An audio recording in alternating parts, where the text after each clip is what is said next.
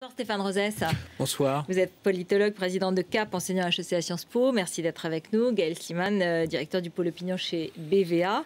On a le sentiment quand même que depuis quelque temps, c'est un euphémisme, le gouvernement a perdu un peu l'initiative. Depuis la conférence de presse de François Hollande, le plan compétitivité, on avait le sentiment d'un cap.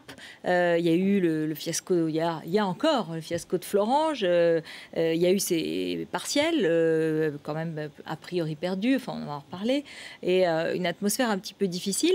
Est-ce que le plan pauvreté qui a été annoncé hier, est-ce que c'est ainsi que le gouvernement veut essayer de reprendre la main ? Probablement. Probablement que dans une période qui est compliquée, vous l'avez dit, les partiels perdus, même si ça s'explique, même si on était dans des circonscriptions qui étaient davantage ancrées à droite qu'à gauche, bon, malgré tout, c'est un mauvais signe. Florange, on ne peut pas dire qu'ils n'avaient pas la main là-dessus. Ils ont voulu justement se servir de Florange comme d'un symbole pour montrer un vrai ancrage à gauche, et ça n'a pas fonctionné, ça a plutôt mal tourné. Donc probablement que les annonces sur ce plan pauvreté, eh bien, vise à permettre au gouvernement de renouer avec son image de gauche, parce que le pacte de compétitivité avait été plutôt bien accueilli dans les enquêtes d'opinion, mais donnait un marqueur plus social-libéral ou social-démocrate que ce qu'était la perception jusqu'à présent du gouvernement. Est-ce que ça va fonctionner route ? C'est la question qu'on peut se poser. Je ne pense pas qu'on puisse avoir la réponse à l'heure actuelle. Des sondages seront faits qui montreront comment les choses sont perçues, parce qu'il y a deux possibilités en réalité là-dessus. Soit les Français, les catégories populaires, les classes moyennes ont le sentiment qu'effectivement, avec ce signal-là, on a un gouvernement qui se préoccupe de social, pour dire les choses simplement. Et dans ce cas-là, ça peut aider effectivement à repositionner un peu plus à gauche le gouvernement et à se rééquilibrer. Soit au contraire, les catégories populaires et les classes moyennes vont se dire... Il y a le fameux thème de l'assistanat. Exactement, vont se dire qu'il s'agit de mesures qui touchent des gens précaires, des gens qui pour la plupart ne sont pas au travail parce que sont au chômage, ils touchent le RSA, et que du coup, on ne répond pas aux besoins des ouvriers et des classes moyennes, mais par contre, on se préoccupe trop des précaires. Donc on ne sait pas à l'heure actuelle comment ça va être reçu, et c'est l'enjeu des jours qui viennent. Stéphane Rosès, vous êtes d'accord ? Je crois que le gouvernement doit mener de front deux types de batailles. La première, évidemment, les questions d'urgence, les délocalisations, les plans sociaux. Ça a été un peu le tribut de tous les gouvernements. Le rapport Gallois le disait en disant « Nous sommes ceux qui avons perdu, par exemple, plus d'emplois industriels ». Mais le fond de l'élection de François Hollande, ça n'était pas ça. Ça n'était pas le chômage, le pouvoir d'achat, c'était une seule chose. C'est qu'il avait dit au pays qu'il était possible de nous redresser sans renoncer à ce que l'on était. C'est ça que François Hollande a dit et bien redit lors de la conférence de presse. Et la difficulté, me semble-t-il, c'est la mise en cohérence entre les batailles qui sont des batailles où le gouvernement, et Nicolas Sarkozy le faisait également, et essaye de parer au mieux, et les Français se disent, bon, ben voilà, ils essayent de parer, mais c'est que, bon, voilà, on est face à des groupes privés et tout. Et puis, une autre question qui est la question de la cohérence de ce qui est fait. Est-ce qu'on redresse le pays? Est-ce que la politique est juste et efficace? Et est-ce que c'est utile? Parce qu'il y a la bonne impopularité et la mauvaise. La mauvaise impopularité, c'est il y a des décisions difficiles qui sont prises, mais c'est pas juste, c'est pas efficace et surtout c'est vain.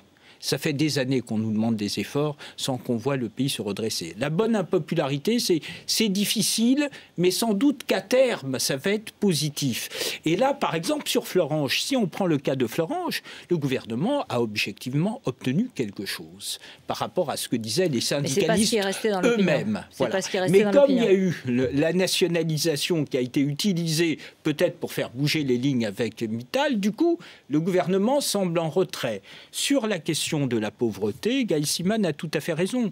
Le marqueur de la gauche politique, c'est de dire qu'il faut s'occuper des pauvres et des exclus. Mais Jospin a payé le prix négatif de ça en 2002 quand il avait théorisé la nouvelle synthèse. Le vrai sujet, c'est d'abord pour les Français la question du travail des salariés, et y compris dans la pauvreté, les 2 millions de salariés pauvres. Donc, il y a 2 millions de salariés pauvres en France. Reçus. Et du coup, on va voir. On peut se dire, tiens, il est volontaire, parce qu'il y a eu, dans un moment difficile quand même, des annonces lourdes sur l'augmentation du RSA. 2,5 milliards quand même, mais on ne sait pas comment elles seront financées. La question, c'est l'articulation entre le redressement du pays et la pauvreté que les Français ne veulent pas voir institutionnalisée. Et là, je termine, Routel Krief, le programme s'appelait, n'est-ce pas, lutte contre la pauvreté et inclusion sociale. On voit pas trop l'inclusion sociale, on voit mieux la lutte contre la pauvreté. Donc là également, il y a une question de mise en perspective de ce que fait le gouvernement. Voilà. Alors, il y a un moyen quand même de resolidifier un peu, de consolider les rangs, c'est toujours de désigner les ennemis. Alors, à juste titre ou pas. Mais en tout cas, on va écouter Jean-Marc Ayrault, c'était ce matin. Et ensuite, il était sur BFM TV. Écoutez-le. Je trouve ça assez minable, si vous voulez. C'est une grande star. Tout le monde l'aime comme artiste. Mais se mettre juste de l'autre côté de la frontière, il y a quelque chose de, je dirais, presque assez minable, quoi. J'ai un peu eu un coup de colère ce matin quand on m'a interrogé, mais au-delà de cette réaction que tous les Français peuvent avoir, je voudrais appeler chacun, quand il est dans une situation comme ça, à avoir un réflexe patriotique et citoyen.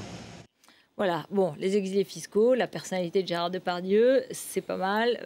Ça peut permettre de ressouder un peu les rangs, non ? Écoutez, Stéphane Rosès évoquait un paramètre fort de la campagne de François Hollande qui était cette idée de justice.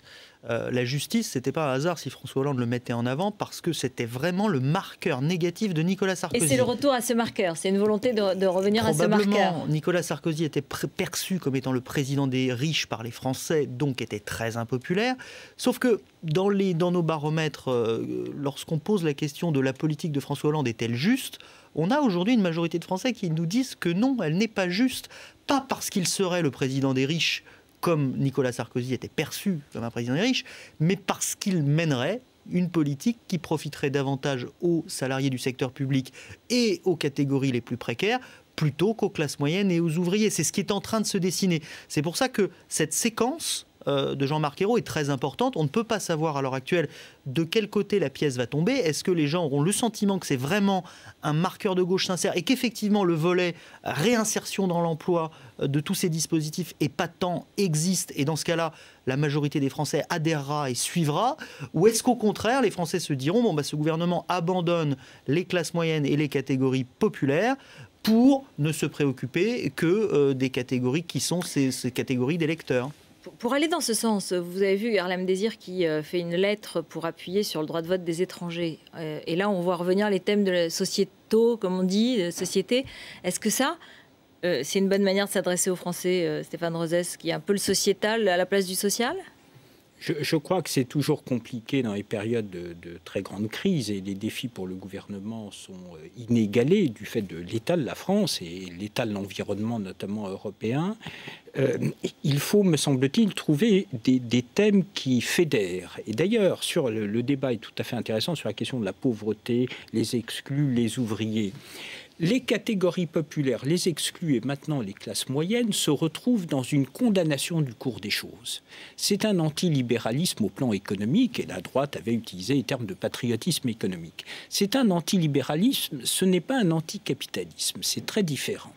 Ce qui fait que, selon moi, le sujet de la gauche n'est pas si compliqué que ça, pourvu que le gouvernement indique bien en quoi, quand il dit qu'il veut préserver le modèle social, il le fait vraiment. Par contre, le sujet, c'est qui doit payer. Et derrière la question de la justice, c'est très ambivalent. Les classes moyennes qui se disent que du jour au lendemain, elles peuvent devenir pauvres. Elles exagèrent le risque de désaffiliation sociale. Les statistiques de l'INSEE montrent que seulement 15% des classes moyennes sont dans une situation de déclassement. C'est très peu. Alors, du coup, le sujet, quel est-il? C'est que les classes moyennes ont tendance à dire l'État ne doit pas tant redistribuer et corriger les inégalités que d'être comptable de la question du respect de l'égalité des chances. Donc, c'est plus sur les solutions qu'il y a des séparations des Français. Quant au constat, le constat homogénise les Français. Et donc le sujet, c'est qui doit payer, quelle est la cohérence. La demande de justice. Et donc je vous le demandais, quand on parle du droit de vote des étrangers, est-ce que ça a un écho ou est-ce que c'est... Non, il n'y a pas, honnêtement. Dans la gauche politique et associative, il y a une demande en la matière.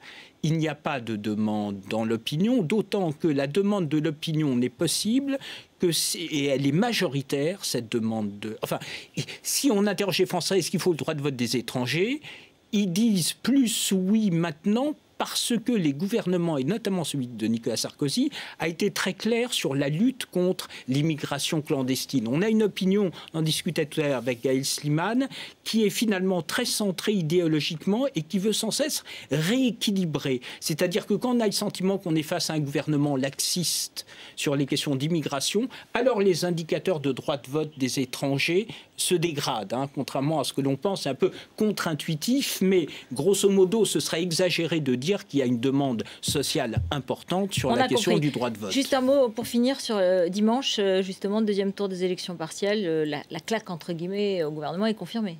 Oui, la messe est dite. Après, soyons réalistes. On est sur des élections partielles qui sont dans des circonscriptions où, s'il n'y avait pas eu la vague rose il y a quelques mois, à un moment où François Hollande, Jean-Marc Ayrault venaient d'arriver, la messe était dite d'avance. La surprise, c'était de voir Patrick Devedjian mis en ballottage dans sa circonscription par quelqu'un qui était un inconnu en juin. Le fait qu'il gagne quasiment dès le premier tour cette fois-ci, c'est ça qui est plus normal ou habituel. Malgré la guerre de l'UMP, quand même. Malgré la guerre de l'UMP, parce que, en l'occurrence, les électeurs ont voté avant tout en fonction de leur adhésion dans la circonscription et ils n'ont pas voté sur étiquette. Merci beaucoup, merci à tous les deux d'avoir fait avec nous le point un peu sur l'opinion face au gouvernement. Restez avec nous, c'est Alain Marchal qui arrive et je vous retrouve avec Olivier Mazerolle.